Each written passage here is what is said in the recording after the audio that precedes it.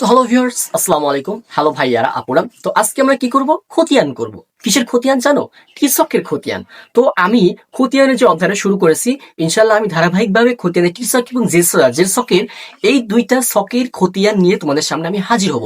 তো আজকে আমি তোমাদের জন্য কিছু লেনদেন শনাক্ত করেছি। তোমার সাইডে লেনদেনগুলো দেখতে পারবা। তো এই লেনদেনগুলো, এই যে সাইডে যে লেনদেনগুলো দেখতে পাচ্ছ না, এই লেনদেনগুলো আজকে আমি তোমাদের কাছে সলিউশন করব খতিয়ান করে। কি করব? খতিয়ান। আর আজকে আমরা প্রথমে যেই নিয়মটা ফলো করবো সেটা হচ্ছে খতিয়ানের টি সক। প্রথমে খতিয়ানের টি সক করবো। তো সাইডে তোমরা যে লেনদেনটা দেখতে পারছো, এই লেনদেনে কি লেখা আছে বলতো? এই লেনদেনে কি আছে যে সাদিয়া ট্রেডার্স এর 2025 সালে, সাল দেওয়া নাই, আমি বলছি একটা সাল, যে সাদিয়া ট্রেডার্স এর 2025 সালের লেনদেনগুলো এখানে আছে। তো এখানে কি করছে? জানুয়ারি মাস, তাই না?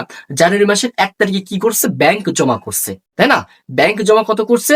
জানুয়ারি মাসের 1 তারিখে 2000 টাকা ব্যাংক জমা করছে কে? সাদিয়া। তো ফার্স্ট অফ অল আমাদের কি জানতে হবে? খতিয়ানের ছকটা কিভাবে করতে হয়, খতিয়ানের টি ছকটা কেমন। তো আমাদের খতিয়ানের টি ছকটা আমরা ফার্স্টে আঁকবো।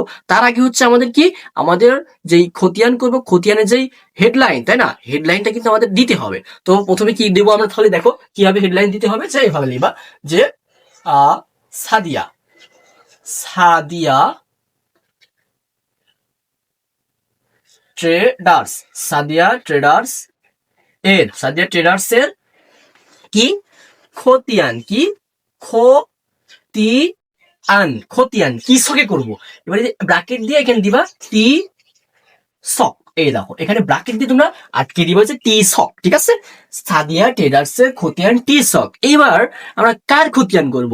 নগদান, ক্রয়, বিক্রয়, ক্রয় ফেরত, বিক্রয় ফেরত, ব্যাংক, ইত্যাদি ইত্যাদি। তো পোস্টে যেটা থাকবে সেটা। তো ফার্স্টে আমরা আজকে কি শিখবো? নগদানের খতিয়ান শিখবো। কার খতিয়ান? নগদানের খতিয়ান। তো চলো আমরা শিখি।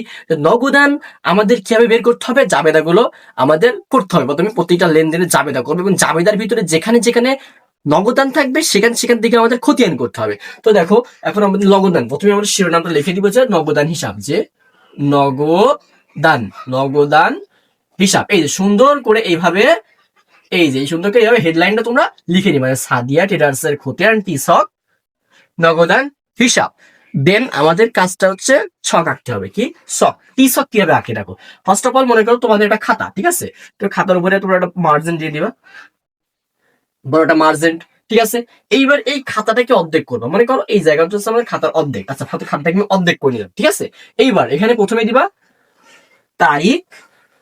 এবার এইখানে দিবা টাকার ঘর দিবা, এখানে টাকা, এই যে টাকা, এই যে জাবেদা পৃষ্ঠার জন্য এই জায়গায় একটা ঘর দিবা তোমরা, ঠিক আছে? তো সেম এই পাশেও যে এখানে এখানে অর্ধেক করছে, এখানে তারিখ, তারিখ, টাকা, জাবেদা পৃষ্ঠা। ওকে, এই যে ক্লিয়ার আছে। এবার হচ্ছে আবার এখান থেকে একটা দাগ দিয়ে দিব, ঠিক আছে? এই যে এখান থেকে সোজা দাগ দিয়ে দিব, বুঝতে পারছো? এবার এখানে কি দিবা? যে ডেবিট, এই পাশে ডেবিট, এই পাশে ক্রেডিট, এই পাশে ক্রেডিট। দেখছো?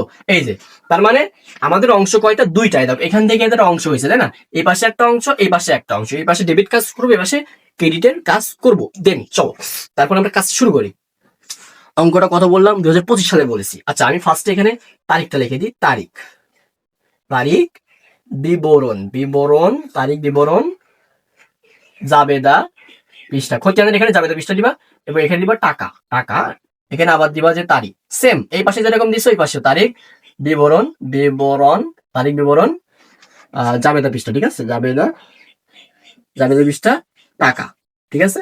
এই যে এইটা হচ্ছে আমার ছক আঁকে ফেললাম আমি, ঠিক আছে? এই হচ্ছে আমার অঙ্ক। দেখো কত সালের? 2025 সালে, ঠিক আছে? এই যে 2025 আমি এখানে দিলাম তারিখের, এখানে 2025 আমি ফার্স্টে লিখে দিব। এইবার আসো আমার কাজটা শুরু করি, ঠিক আছে? লেনদেন কি আছে দেখো, সাইডে লেনদেনে তোমরা দেখতে পাচ্ছ প্রথমে আছে যে জানুয়ারি মাসের 1 তারিখে ব্যাংক জমা। কার খতিয়ান করছি আমরা? নগদানের খতিয়ান করছে। এবার লেনদেন আমরা জাবেদা করবো, জাবেদা করে দেখবো যেটা যেটা ভিতরে নগদান আছে সেটা সেটা আমরা খতিয়ানে ভুক্ত করবো, ঠিক আছে? অন্তর্ভুক্ত করব। এবার দেখো প্রথমে কি বলছে? জানুয়ারি মাসের 1 তারিখে ব্যাংক জমা কত? 2000 টাকা, তাই না? 2000 টাকা ব্যাংক জমা করলে এর জাবেদা কি হবে? যে ব্যাংক হিসাব ডেবিট, নগদান ক্রেডিট, তাই না? নগদ টাকা চলে যাচ্ছে ব্যাংকে, ব্যাংক ডেবিট পাচ্ছে, সম্পদ ডেবিট পাচ্ছে। এই তো এবার হচ্ছে কি হচ্ছে যে ব্যাংক হিসাব ডেবিট, নগদান ক্রেডিট। আচ্ছা, নগদান কোথায় আছে ভাইয়া? নগদান কিন্তু ক্রেডিট আছে, তাই না? তাহলে কাজটা কোথায় হবে? আমাদের ক্রেডিটে হবে। কিন্তু আমরা কি নগদান নাম আনতে পারবো? পারবো না, পারবো না। কারণ খতিয়ানে বিপরীত নাম আনতে হয়, তাই না? নগদান যেহেতু ক্রেডিটে আছে, তাহলে আমাদের জানুয়ারি মাসের অঙ্ক জানুয়ারি 1। আচ্ছা, কার কাজ করছি আমরা? নগদানের কাজ করছি। তাহলে ব্যাংক হিসাব ডেবিট, নগদান ক্রেডিট, তাই না? নগদান যেহেতু ক্রেডিটে আছে, তা আমরা ক্রেডিটের পাশে কাজ করব।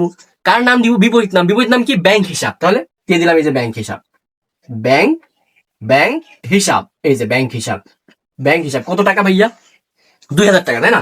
এই যে 2000 টাকা আমি বসাই দিলাম, 1 2 3, 2000 টাকা ক্লিয়ার। এই যে হিসাব কিন্তু ক্লিয়ার। এইবার দেখো দ্বিতীয় লাইনে, মানে 2 নাম্বার লেনদেনে কি বলছে? যে জানুয়ারি 3 তারিখে পণ্য ক্রয় যাবে দেখি ক্রয় হিসাব ডেবিট, নগদান ক্রেডিট, নগদ টাকা চলে যাচ্ছে, আবার নগদান ক্রেডিট আসছে। তাহলে কি? এই যে জানুয়ারি মাসের কত তারিখ?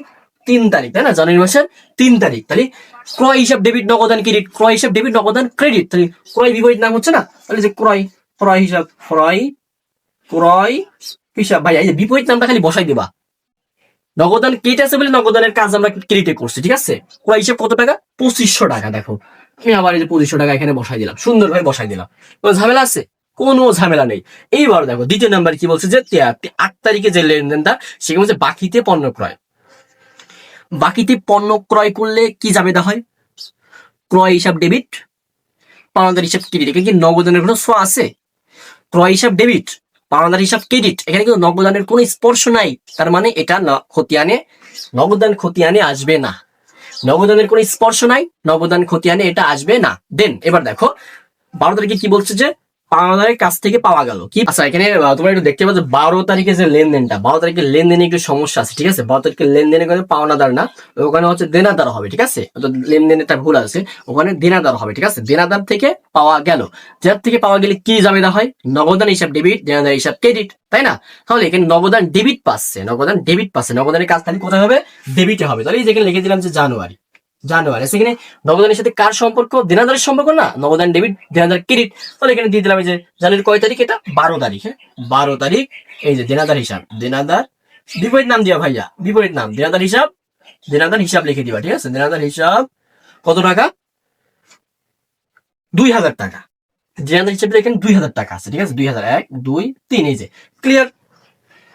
ক্লিয়ার তো ভাইয়া? এ দেখো এবার 27 তারিখে একটা লেনদেন যে বিক্রয় করা হলো। বিক্রয় করলে কি হয়? নগদ টাকা বৃদ্ধি পায় না?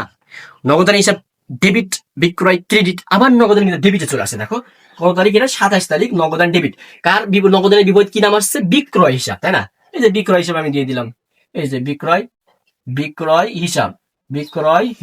হিসাব কি? ক্রেডিট। এইবার দেখো কত টাকা? 7000 টাকা। 7 1 2 3 ভাইয়া। আমাদের মোট 4টা লেনদেন আমরা খতিয়ানের ভিতরে অন্তর্ভুক্ত করতে পেরেছি, কারণ এইগুলোই আসছে এর সাথে নগদানের সম্পর্ক। এবার জের নির্ণয় কিভাবে করবো? প্রথমে আমাদের দেখতে হবে ডেবিট পাশের টাকা এবং ক্রেডিট পাশের টাকা কোনটার মান বেশি। আচ্ছা দেখো তো, 7 আর 2 যোগ করলে কত হয়? 9000 টাকা। 2500 আর 2000 টাকা যোগ করলে কত? 4500 টাকা। অবশ্যই 9000 টাকাটা বেশি, তাই না? সমান করে দুই পাশে টাকার ঘরে দাগ দিবা। দেখো এখানে একটা দাগ দিবা, এখানে আর একটা দাগ দিবা। এবার এখানে 2টা দাগ দিবা, এখানে 2টা দাগ দিবা, ঠিক আছে? এখানে হিসাব ক্লোজ করবো আমরা এখানে, ঠিক আছে? এইটাই হচ্ছে আসল কাজ, অর্থাৎ সিডিবিডি করবো আমরা। এইবার একটু লক্ষ্য করো, দেখো টাকা এই পাশেটা বেশি, তাই বসাই দিলাম 1 2 3। এই বেশি বলে এই পাশে আমি 9000 টাকা বসাই দিব, 1 2 3। আচ্ছা, এখানে তো 9000 টাকা পূজালাম, যোগ তো ঠিক আছে। এখানে তো 4500 টাকা হচ্ছে, তাই না? 9000 টাকা কি পুষতেছে? সম্পূর্ণ হচ্ছে? 9000 টাকা কিন্তু সম্পূর্ণ হচ্ছে না। কত টাকা? 4500 টাকা কিন্তু এখনো বাকি আছে। 4500 টাকা এখন আমার লাগবে, তাই না? 4500 টাকা আমার লাগবে। তাহলে আমি কি করবো? এবার টাকা কম, তাহলে এই মাসের শেষে আমি ব্যালেন্স সিডি করব। এবার সিডি করবো, কি করবো? সিডি জানুয়ারি মাসে কত যায়? 31 তারিখ। জানুয়ারি 31। দেখো আমি এখানে লিখবো যে জানুয়ারি, যে মাসে কম সেই মাসে দিবা। জানুয়ারি 31 ব্যালেন্স, এই যে ব্যালেন্স সিডি। কত টাকা কম লাগছে? 9000 পুষতে এখনো 4500 টাকা লাগবে। তাহলে আমি এখানে দিয়ে দিলাম যে 4500, এই যে 1 2 4500 টাকা। দেখো এবার যোগ করো, দেখো 9000 হয়ে গিয়েছে। Balance CD. এইবার ব্যালেন্স বিডি কি? যেই মাসে বা যেই পাশে টাকা বেশি থাকে সেই পাশে ব্যালেন্স বিডি করতে হয়। ব্যালেন্স বিডি করতে হয় যেই মাসের লেনদেন গুলো আমি খতিয়ান করলাম তার পরের মাসের 1 তারিখ। তাহলে কি? জানুয়ারির পরের মাস কি? ফেব্রুয়ারি। এই যে ফেব্রুয়ারি দিলাম, ফেব্রুয়ারি ফেব্রুয়ারি 1 এটা কিন্তু অবশ্যই এর নিচে করবো। আর ব্যালেন্স সিডি করতে হয় উপরে, ব্যালেন্স বিডি করতে হয় এই টাকার নিচে। ব্যালেন্স এখানে লিখবো যে balance balance balance balance BD কত টাকা? এই 4500 টাকা এখানে লিখে দিবা ব্যালেন্স বিডি। ওকে, ক্লিয়ার? খতিয়ান ক্লিয়ার? পিছন দেখো, সেম এইভাবে তোমরা অঙ্কটা করতে পারলে, অঙ্কটা বুঝতে পারলে তোমাদের খতিয়ানের কৃষক আহামরি কিছু মনে হবে না। ক্লিয়ার? তোমার সাথে থাক, ধারাবাহিকভাবে আমি এইভাবে আরো কয়েকটা অঙ্ক আনবো। 7-8টা খতিয়ান তোমাদেরকে আমি ধারাবাহিকভাবে চ্যানেলে আপলোড করবো। তোমরা 2-1 দিন পর পর ভিডিওগুলো নিয়ে নিবা। ধন্যবাদ সবাইকে।